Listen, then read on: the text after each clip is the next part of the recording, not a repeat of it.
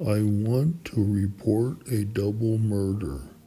If you go 1 mile east on Columbus Parkway to the public park, you will find the kids in a brown car. They were shot with a 9mm Luger. I also killed those kids last year. Goodbye.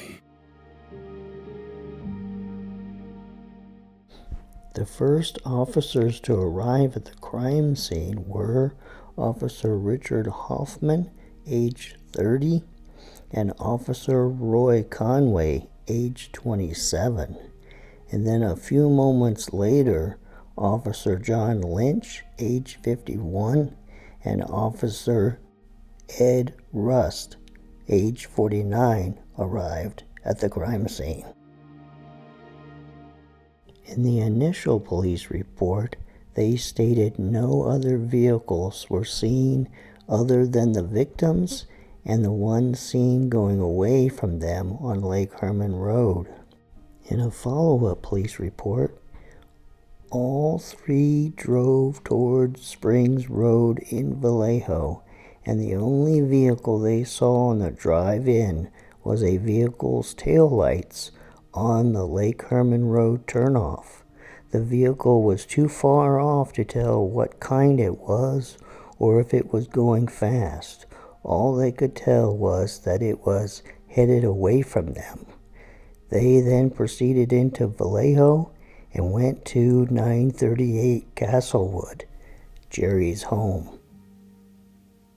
Is it possible, in an effort not to be caught by the police, that the Zodiac killer drove east and then drove south towards Benicia and then back west to Vallejo where he lived?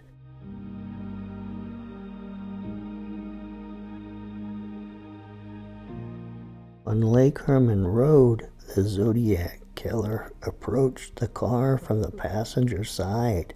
Then he ordered them out of the car. Then he ended up shooting them.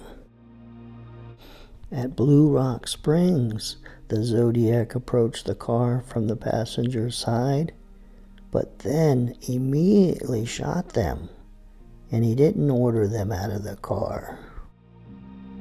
And at Lake Herman Road, the Zodiac parked behind them, and then he went looking for them by the lakeside.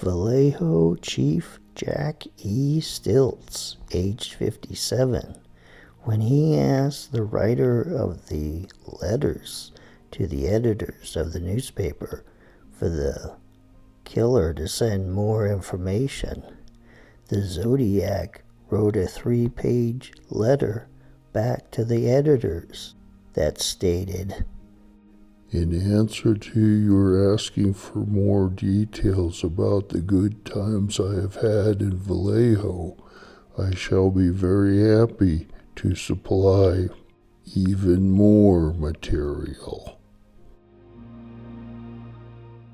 George William Waters, born January 14, 1940, age 29, height 5'8", hair brown, address in Yonkville.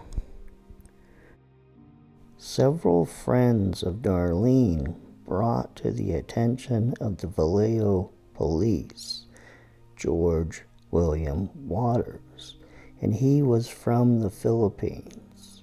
And here's a side-by-side look at George and the sketch of the man that was out at Lake Berryessa the day of the attack there.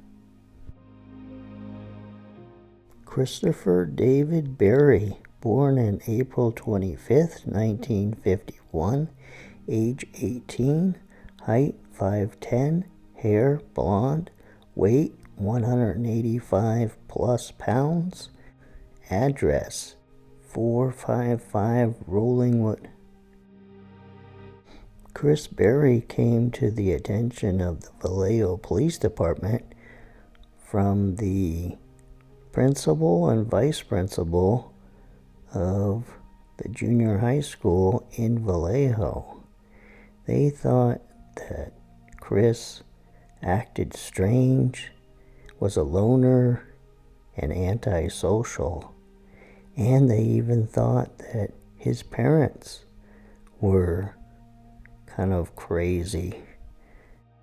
Here's a photograph of Chris with a fencing sword, and you can see his pants and his shoes.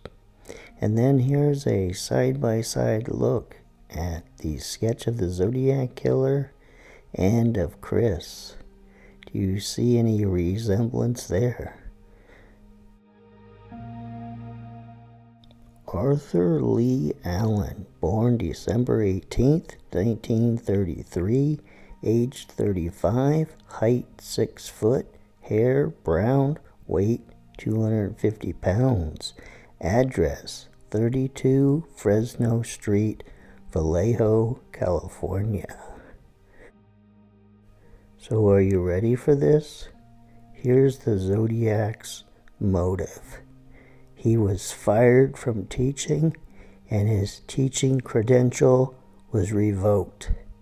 And he took out his revenge on young adults, which he called kids. So I think you'll find this map interesting. So at the top left corner, if you follow Tennessee Road to the west, you would come to 315 Tennessee Caesar's Pizzeria, where Arthur worked. And then if you follow Tennessee east, way out of town, you come to the crime scenes. And then in the center middle is Arthur Leigh Allen's home at 32 Fresno. And then just to the left of that is where Darlene worked at the International House of Pancakes. Just a short walk. And then down the road is the payphone where the Zodiac called and reported the murder. And then in the bottom left-hand corner is where Darlene Ferrin lived at the time of her murder.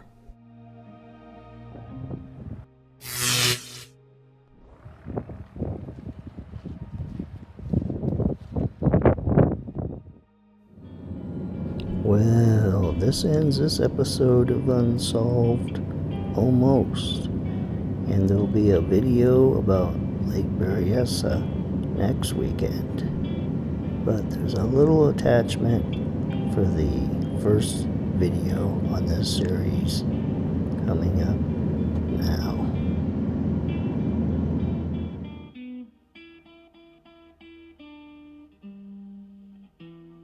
In the first video, Betty Lou Jensen was going with Bob Dylan, and so I thought I would attach it to this video at the end.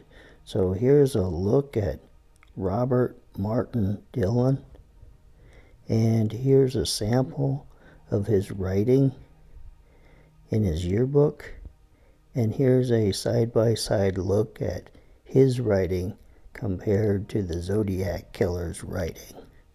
And you can judge for yourself if he wrote the Zodiac letters.